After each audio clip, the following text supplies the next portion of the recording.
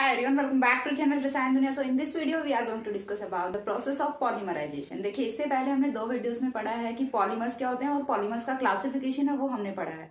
Now what is the polymerization process and types of polymerization है वो हम इस वीडियो में देखने वाले हैं. तो चलिए स्टार्ट करते हैं. सबसे पहली चीज पॉलीमराइजेशन है वो क्या होता है. तो देखिए पॉलीमराइजेशन की यदि हम बात करें तो डेफिनेशन ऑफ पॉलीमर है वो हम पहले ही पढ़ चुके हैं. तो जो पॉलीमर्स के बनने का प्रोसेस होता है यानी कि the process in which small monomer units joined together to form a large molecule that is called as polymer. ठीक है, यानी कि कोई भी ऐसी प्रोसेस जिसमें छोटी छोटी जो मोनोमर यूनिट्स होती हैं, ठीक है, यानी कि ये जो छोटी छोटी मोनोमर यूनिट्स होती हैं ये आपस में एक दूसरे से जुड़ती जाती हैं. तो ये जो प्रोसेस होता है ये जो प्रोसेस होता है पॉलीमर की फॉर्मेशन का, this is called as polymerization. ठीक है, तो देखिए यहाँ से डेफिनेशन हम देखते हैं. The chemical process by which the monomers are joined together to form a big molecule called as polymer. ठीक है, तो यहाँ से देखिए क्या होता है, नॉन एज पॉलीमर. अब यहाँ से जो पॉलीमर बनने का प्रोसेस होता है, पॉलीमर बनने का केमिकल प्रोसेस होता है, that is called as polymerization. Okay, next यदि हम बात करें टाइप्स ऑफ पॉलीमराइजेशन की, देखिए टाइप्स ऑफ पॉलीमराइजेशन है काफी इंपॉर्टेंट है यहाँ से ये वाला. इसके बाद जस्ट आपको एग्जांपल्स पढ़ने हैं थ्योरेटिकल पार्ट्स में से. क्लासिफिकेशन वो बहुत रेयर ही पूछा जाता है. क्लासिफिकेशन में से क्वेश्चंस आते हैं. तो जो आपका सेकंड नंबर वीडियो था जो मैंने आपको करवाया था elastomers, thermoplastic polymers and thermosetting polymers, उसी में से क्वेश्चन है वो मोस्ट ऑफ पूछे जाते हैं. अदरवाइज फिर बाद में जो एग्जाम्पल्स हैं उन पे क्वेश्चन पूछे जाते हैं. एंड यदि लॉन्ग आंसर टाइप क्वेश्चन पूछा जाएगा तो वो पॉलीमराइजेशन प्रोसेस पे, क्लासिफिकेशन ऑफ पॉलीमराइजेशन पे या फिर टाइप्स ऑफ पॉलीमराइजेशन पे full long answer type question है वो पूछा जा सकता है. तो ये काफी इंपॉर्टेंट है. ठीक है, थ्योरेटिकल क्वेश्चन यदि मैं बात करूं लॉन्ग आंसर टाइप क्वेश्चन की, अदरवाइज तो शॉर्ट नोट्स पूछे जाते हैं जो कि हम आगे करने वाले हैं एग्जाम्पल्स ऑफ पॉलीमर्स के, एग्जाम्पल्स ऑफ सिंथेटिक पॉलीमर्स के.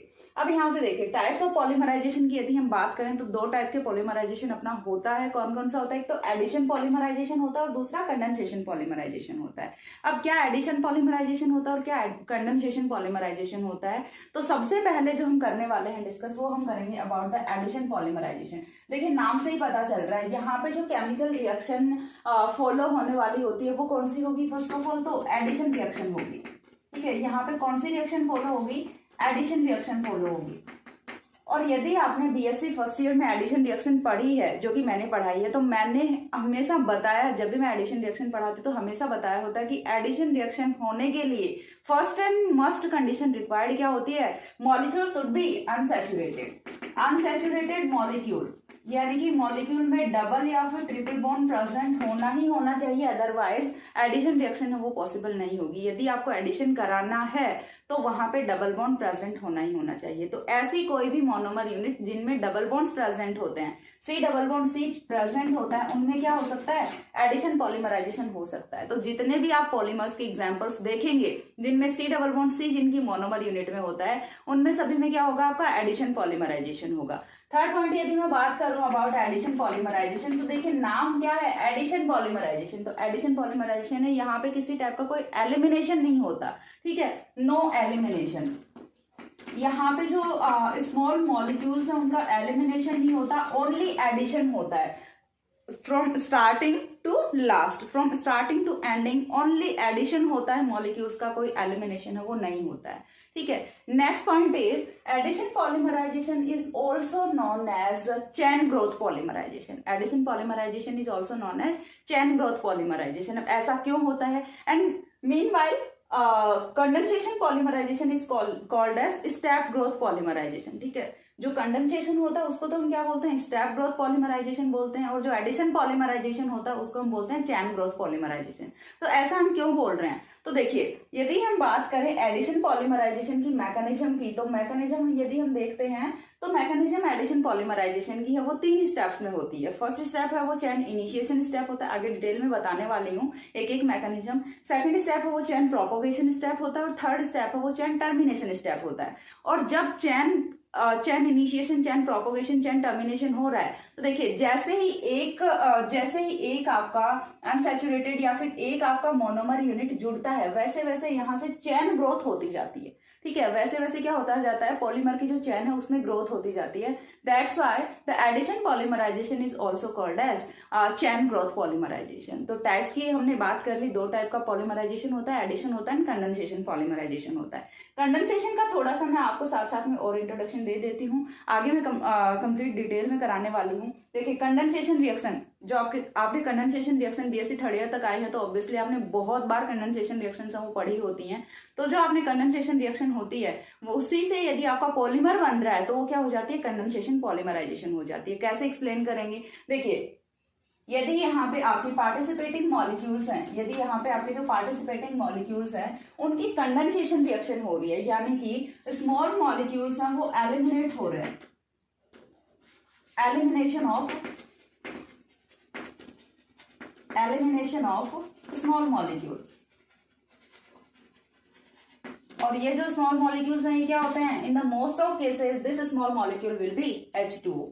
In the most of cases this small molecule will be H2O, otherwise it could be HCl, NH3 etc. but in the most of cases it could be H2O. ठीक है, तो यहाँ से देखिए next जो condensation polymerisation होता है उसमें क्या होता है, स्मॉल मॉलिक्यूल्स का क्या होता है, एलिमिनेशन होता है, और इसे क्या बोलते हैं, स्टेप ग्रोथ पॉलीमराइजेशन भी बोलते हैं। वन मोर थिंग, जो कंडेंसेशन पॉलीमराइजेशन से बनने वाले पॉलीमर्स होते हैं वो in the most of cases कौन से होते हैं, कोपॉलीमर्स होते हैं। ठीक है, क्या होते हैं, कोपॉलीमर्स होते हैं या फिर हेट्रोपॉलीमर्स हम इन्हें बोल सकते हैं। ठीक है, और जो आपका एडिशन पॉलीमराइजेशन होता है, एडिशन पॉलीमराइजेशन से बनने वाले जो पॉलीमर्स होते हैं in the most of cases वो क्या होते हैं, आपके होमोपॉलीमर्स होते हैं। अब एग्जांपल्स हैं वो हम देख लेंगे यहाँ से। तो first one is our addition polymerization. So addition polymerization a chemical reaction in which simple molecules, और मॉलिक्यूल्स कौन से, monomers, are added to each other to form a long chain molecule polymer is addition polymerization। ठीक है, तो यहां से क्या होगा, is addition polymerization।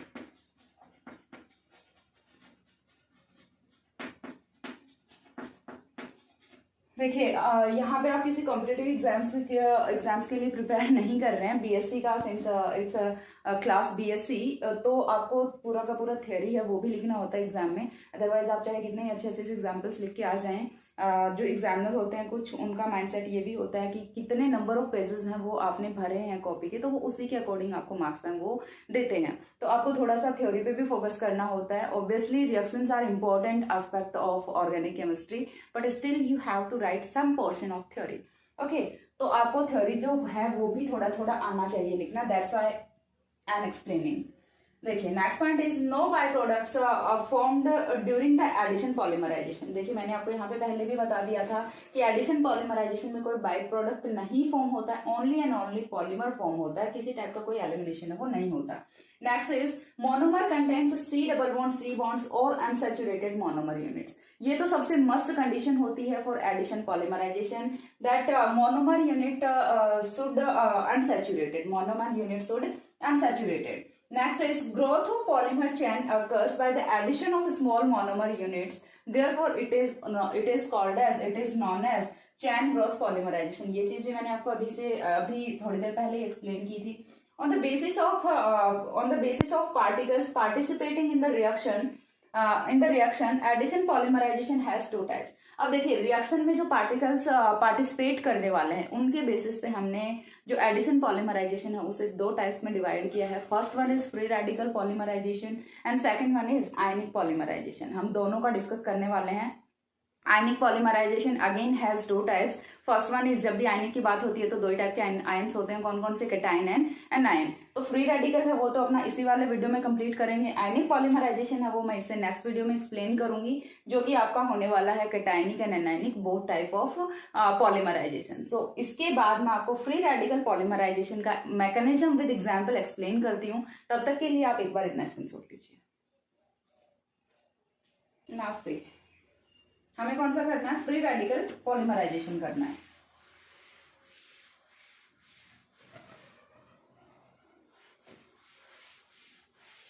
तो देखिए फ्री रेडिकल पॉलीमराइजेशन में जो रिएक्शन को इनिशिएट करने वाले पार्टिकल्स होते हैं वो कौन होते हैं, वो होते हैं आपके फ्री रेडिकल्स होते हैं। और फ्री रेडिकल्स में आप कोई भी फ्री रेडिकल है वो कंसिडर कर सकते हैं। It depends on your choice कि आपको कौन सा फ्री रेडिकल लेना है। जरूरी नहीं है कि जो मैं यहाँ पे यूज कर रही हूँ वही फ्री रेडिकल आप यूज करें, ठीक है। आप कोई भी फ्री रेडिकल है वो यहाँ से ले सकते हैं। सो फ्री रेडिकल पॉलीमराइजेशन, ठीक है। फर्स्ट वन है अपना free radical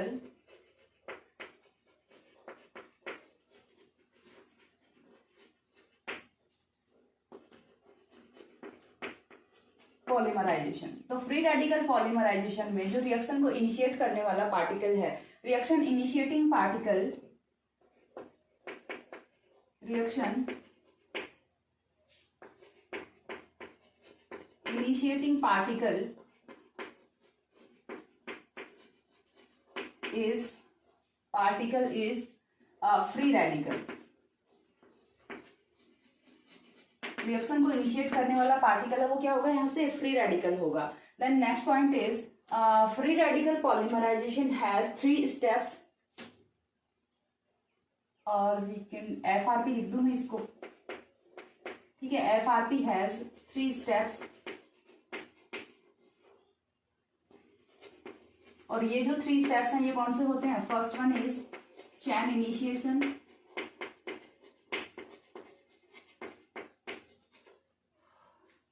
chain initiation step. Second one is chain propagation,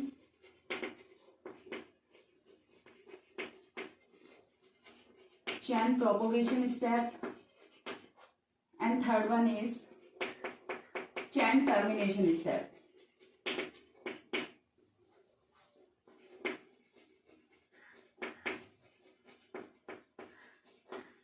chain termination step. तो देखिए जो फ्री रेडिकल आपका मैकेनिज्म होता है, या फिर मैं बोल सकती हूँ कि एडिशन जो मैकेनिज्म होता है, एडिशन पॉलीमराइजेशन होता है, वो पूरा का पूरा ही 3 स्टेप्स में कंप्लीट होता है, whether it's free radical polymerisation और ionic polymerisation. And if we say that ionic cationic और एनायनिक पॉलीमराइजेशन, तीनों ही कौन से होते हैं, 3 स्टेप्स में कंप्लीट होते हैं। First one is chain initiation step, second one is chain propagation, and third one is chain termination step. तो ये आपने थोड़ा थोड़ा कभी ना कभी पढ़ा हुआ होता है 12th क्लास में। तो चलिए स्टार्ट करते हैं by the chain initiation step. तो जो आपका फर्स्ट स्टेप होता है वो कौन सा होता है, चैन इनिशिएशन स्टेप होता है, चैन इनिशिएशन स्टेप, चैन इनिशिएशन स्टेप। अब देखिए चैन इनिशिएशन स्टेप में आपको क्या करना होता है, सबसे पहले कोई भी पेरोक्साइड रेडिकल है वो आपको यहाँ से लेना होता है, ठीक है। पेरोक्साइड रेडिकल है वो आपको यहाँ से लेना होता है, चाहे आप सिंपली O2 ले सकते हैं। और साथ में दूसरी चीज जो आपको रिक्वायर्ड होती है वो क्या होती है, सनलाइट या फिर आप बोल सकते हैं रेडिएशन या फिर हीट है वो रिक्वायर्ड होती है, ठीक है। तो ये भी यहाँ से कंडीशन होती है कि आपको, तभी तो यहाँ से फ्री रेडिकल वो जनरेट हो पाएगा, ठीक है। आपको क्या चाहिए, या तो हीट चाहिए या फिर आपको सनलाइट चाहिए। सनलाइट के लिए ये सिंबल होता है, हीट के लिए ये वाला सिंबल होता है, ठीक है। तो आपको चाहे तो हीट लेनी होती है, चाहे सनलाइट लेनी होती है, तभी आपका फ्री रेडिकल वो जनरेट हो पाएगा। एंड जनरली यदि मैं बात करूं तो फ्री रेडिकल जनरेशन के लिए हमें सनलाइट है वही रिक्वायर्ड होती है। सो बेटर कि आप सनलाइट वाला ही सिंबल एरो पे मेंशन करें, ठीक है। तो यहाँ से आपको फर्स्ट ऑफ ऑल क्या लेना होता है, कोई भी फ्री रेडिकल है वो आपको ले लेना होता है। और जस्ट फ्री रेडिकल की फॉर्म में हम क्या यूज कर रहे होते हैं, पेरोक्साइड यूज कर रहे होते हैं, ठीक है। पेरोक्साइड्स हैं वो हम क्या कर रहे होते हैं, यूज कर रहे होते हैं। अब देखिए पेरोक्साइड्स जब हम यूज कर रहे हैं तो यहां से आपको करना क्या है, C double bond O, sorry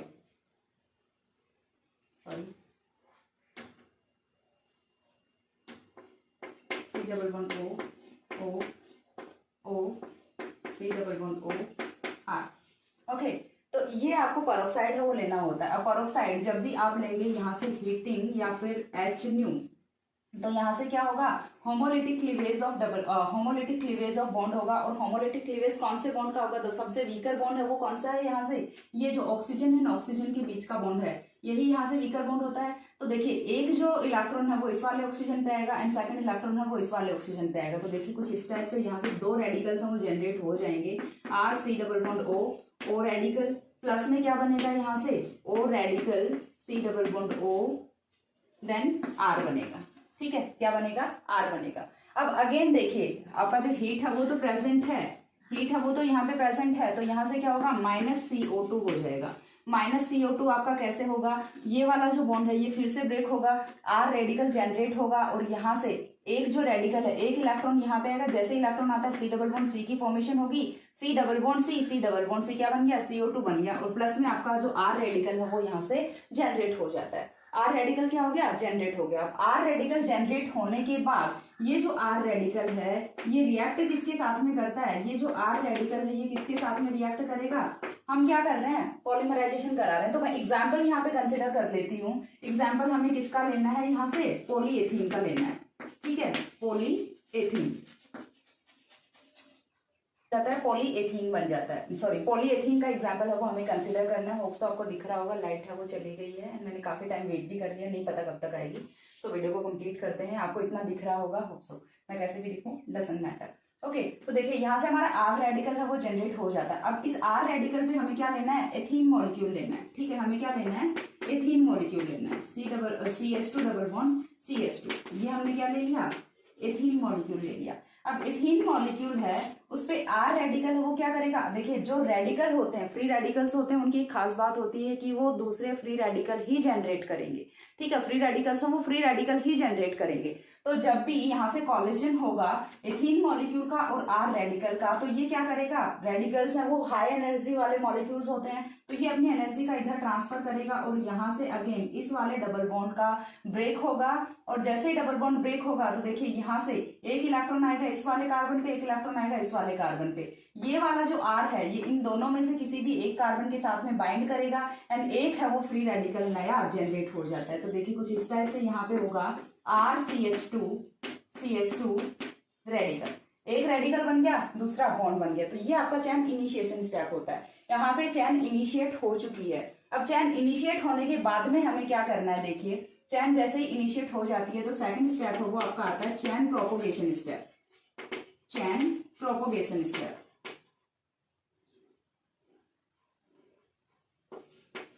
चैन प्रोपोगेशन स्टेप, ज्यादा नीचे नहीं लिखूंगी, आपको अच्छे से दिखता रहेगा।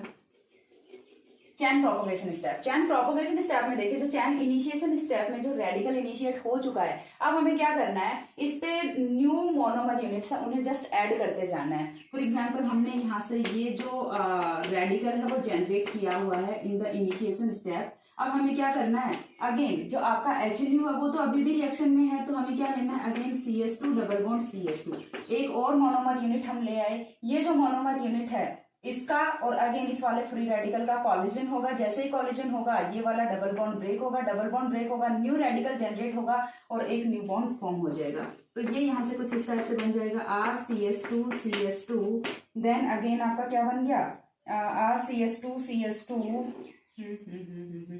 एक और CH2, एक और CH2, और इस पे क्या आ गया, रेडिकल आ गया। फिर से क्या होगा, आप एक और यहाँ से यूनिट है वो ले सकते हैं, ठीक है, एक और यूनिट आपने यहाँ से ले ली है, अगेन इन दोनों का कॉलिजन होगा, तो फिर से क्या बनेगा, यहाँ से इस बार हम क्या ले लेते हैं, n number of ethene molecules वो ले लेते हैं। तो यहाँ से क्या बन जाएगा, CH2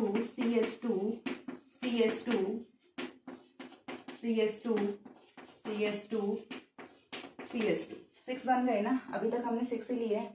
यहाँ पे ये रेडिकल जनरेट हो गया और इसे हमने क्या कर दिया, n नंबर दे दिया, ठीक है, इसे हमने क्या कर दिया, n नंबर दे दिया। अब जैसे ये n नंबर यानी कि यहाँ पे बहुत सी n इज इक्वल्स टू कुछ भी हो सकता है, 100 हो सकता है, 200 हो सकता है, 300 हो सकता है, 1000 हो सकता है, कितना भी हो सकता है, जितना भी बड़ा हमें पॉलीमर रिक्वायर्ड होता है, ठीक है। तो ये यहाँ से पॉलीमर है ये बन जाता है। अब ये जो पॉलीमर है ये बन गया, चैन है वो चलती रहेगी। अब हम इस रिएक्शन को स्टॉप कैसे करें, हमें इतनी ही लेंथ का पॉलीमर चाहिए, हमें इतनी ही लेंथ का, इतनी ही लॉन्ग चैन वाला पॉलीमर चाहिए। तो अब हमें क्या करना होता है, चैन को टर्मिनेट करना होता है, ठीक है। तो चैन को टर्मिनेट हम कैसे करेंगे, तो एक बार आप इतना स्क्रीनशॉट लीजिए, देन मैं आपको टर्मिनेशन स्टेप है वो एक्सप्लेन करती हूँ।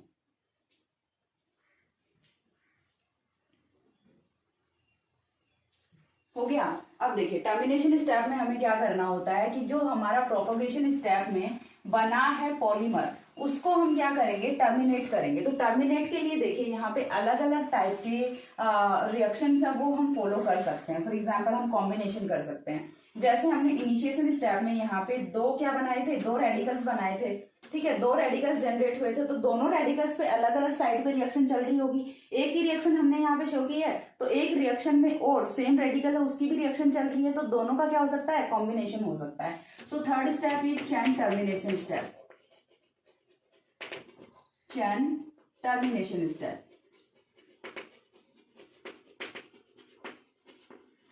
और चैन टर्मिनेशन स्टेप में हम क्या करेंगे, जो फर्स्ट है वो किससे करेंगे, bye combination, followed by combination।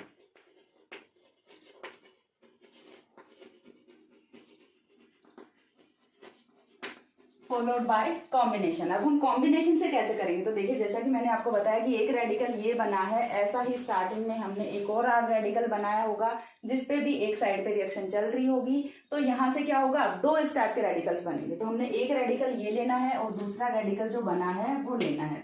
तो ये क्या बना, RCH2 CH2 CH2 CH2। मैं 4 लिख के और उसी पे मैं N लगा देती हूँ, ठीक है, आपको समझ आ जाएगा, ज्यादा क्यों ही करना, ठीक है। एक तो आपका ये रेडिकल हो गया, मैंने इसमें से 2 कम कर दिए जस्ट फॉर समझाने के लिए, आप चाहें तो 2 और ऐड कर सकते हैं यहाँ पे, ठीक है। ये रेडिकल आपका बन गया, प्लस आपका एक और रेडिकल यहां से बनेगा RCH2 CH2। ये दोनों रेडिकल सेम लेंथ के हों ऐसा जरूरी नहीं है, ठीक है। यहाँ पे भी क्या हो गया, N हो गया, ठीक है, यहाँ पे भी क्या हो गया, N हो गया। अब इन दोनों का क्या कर देना है, आपको कॉम्बिनेशन करा देना है। ये वाला रेडिकल है और ये वाला रेडिकल है, ये दोनों आपस में क्या होंगे, कंबाइन कर जाएंगे। तो यहाँ से कुछ इस टाइप से रिएक्शन है वो टर्मिनेट हो जाएगी, यानी कि आगे रिएक्शन नहीं होगी। जब भी रेडिकल्स की टुगेदर रिएक्शन होने लगती है तो रिएक्शन वो क्या हो जाती है, स्टॉप हो जाती है। CH2 CH2 CH2। इस मॉलिक्यूल को जस्ट पलट के ऐसे लिख दीजिए, ठीक है, CH2 CH2 R, ठीक है, चीज समझ आ गई। देख लीजिए नंबर ऑफ कार्बन है वो आप यहाँ से काउंट कर लेना, सही है क्या। दूसरा जो होता है ये तो हो गया फॉलोड बाय कॉम्बिनेशन। सेकंड जो है वो होता है followed by disproportionation, followed by disproportionation.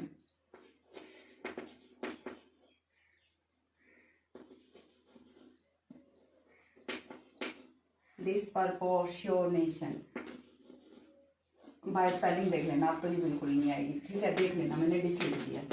अब ये मत बोलना कि मैम को स्पेलिंग नहीं आती, वो भी माइंड से अब नहीं आएगी, वो नहीं आएगी तो नहीं आएगी, ठीक है। Followed by disproportionation. लेकिन डिस्प्रपोर्शनेशन का मीनिंग क्या होता है वो मैं आपको बता देती हूँ। When oxidation and reduction both occurs simultaneously, ठीक है। जब ऑक्सीडेशन और रिडक्शन दोनों जो प्रोसेस है वो साइमल्टेनियसली हो रहे होते हैं, एक साथ साथ हो रहे होते हैं, तो वो वाली जो रिएक्शन होती है उसको हम क्या बोलते हैं, डिस्प्रपोर्शनेशन रिएक्शन बोलते हैं। डिस्प्रपोर्शनेशन रिएक्शन है, ये कैसे होगी देखिए, तो सिंपल सा है, हमें क्या करना है, ये जो रेडिकल है यही लेना है। रिएक्शन है जो भी आपकी वो पूरी की पूरी इसी वाले रेडिकल पे ही होने वाली है। ये आपका हो गया N, देन CH2 रेडिकल, ठीक है, यहाँ से ये वाला CH2 रेडिकल है। अब हमें क्या करना है कि इस वाले रेडिकल का मैं क्या कर दूं, इस वाले CH2 को मैं ऐसे लिख दूं, किसी को कोई परेशानी नहीं होनी चाहिए आई थिंक। अब यहाँ से क्या होगा कि जो आपका HNU है वो तो अभी भी प्रेजेंट है, जैसे ही HNU प्रेजेंट है तो ये क्या करेगा, ऐसे भी ब्रेक हो सकता है। देखिए ये पॉसिबिलिटीज होती हैं, हमें नहीं पता होता कि कौन सा स्टेप फॉलो करके रिएक्शन है वो टर्मिनेट हुई है, बट ये पॉसिबिलिटीज होती हैं कि इससे भी हो सकता है, रिएक्शन का जो टर्मिनेशन है इससे भी हो सकता है। ये हम जस्ट इमेजिनेशन होते हैं कि हाँ ऐसा कुछ हुआ होगा या फिर ऐसा कुछ हुआ होगा, हमें एग्जैक्ट नहीं पता होता कि इसी प्रोसेस को फॉलो करके चैन टर्मिनेशन है वो हुआ है, ठीक है। तो ये सिर्फ पॉसिबिलिटीज होती हैं। ना देखिए यहाँ से क्या होगा, ये वाला H रेडिकल यहाँ से क्या बनेगा, एक तो H रेडिकल बनेगा, एक यहाँ पे इलेक्ट्रॉन आएगा, ये दोनों इलेक्ट्रॉन्स मिलके तो क्या बना लेंगे, डबल बॉन्ड की फॉर्मेशन कर लेंगे, जिसमें कि एल्कीन बन जाएगा, ठीक है, जिसमें कि क्या बन जाएगा, एल्कीन बन जाएगा, RCH2 लेकिन पॉलीमर उसमें अभी भी है। देखिए यहाँ पे N है, सिर्फ एक एल्कीन बनने से आपका एल्कीन नहीं हो जाता, डबल बॉन्ड CH2, ये क्या बन गया आपका, एल्कीन बन गया, ये क्या बन गया, एल्कीन बन गया। दूसरी पॉसिबिलिटी क्या होगी कि यहां से जो H रेडिकल बना है, ठीक है, यहां से जो H रेडिकल बना है वो क्या करेगा, जो दूसरा रिएक्शन में मॉलिक्यूल था, यहाँ पे हमने दो मॉलिक्यूल्स की रिएक्शन कराई है, जो दूसरा रेडिकल मॉलिक्यूल है RCH2 CH2 CH2 CH2 radical, ठीक है। तो इस वाले H रेडिकल का कॉम्बिनेशन है वो कहाँ पे हो जाए, इस वाले CH2 रेडिकल पे हो जाए। तो यहां से क्या होगा देखिए, R CH2 CH2 N CH2 CH3, ठीक है, हो गया। दोनों में ही लास्ट में कोई भी न्यू रेडिकल नहीं बचा, और जब लास्ट में रेडिकल जनरेट होना बंद हो जाते हैं, रेडिकल्स आपस में रिएक्शन करने लग जाते हैं, so this is called as strength termination step. इनमें कुछ रिएक्शंस में इनहिबिटर्स भी यूज किए जाते हैं, इनहिबिटर्स का मैं आगे एक्सप्लेन करूंगी डिटेल में, ठीक है।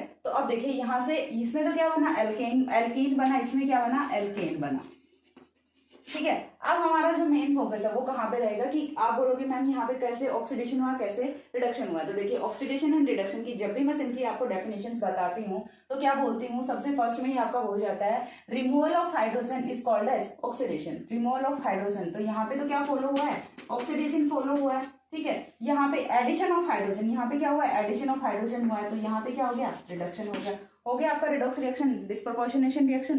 तो ये था आपका फ्री रेडिकल पॉलीमराइजेशन, जिससे कि हमने पॉलीएथीन बनाया है। अब पॉलीएथीन यहाँ से हाई डेंसिटी पॉलीएथीन बना है या फिर लो डेंसिटी पॉलीएथीन बना है, कौन सा अच्छा होता है, कौन सा अच्छा नहीं होता है, या फिर हमें कोई दूसरा मेथड भी ऐसा है क्या कि जिससे हम पॉलीएथीन बना सकते हैं। तो वो सारी चीजें यदि आपको जाननी है तो आपको नेक्स्ट फर्दर जो सीरीज है वीडियोस की वो फॉलो करनी पड़ेगी। आज के वीडियो में इतना ही, नेक्स्ट हम वीडियो में करेंगे आयनिक पॉलीमराइजेशन और उसके बाद करेंगे start examples of polymers, synthetic polymers. तो आज के वीडियो में इतना ही, नेक्स्ट मिलते हैं दूसरे वीडियो में, तब तक के लिए सी या, have a good day, thanks for watching.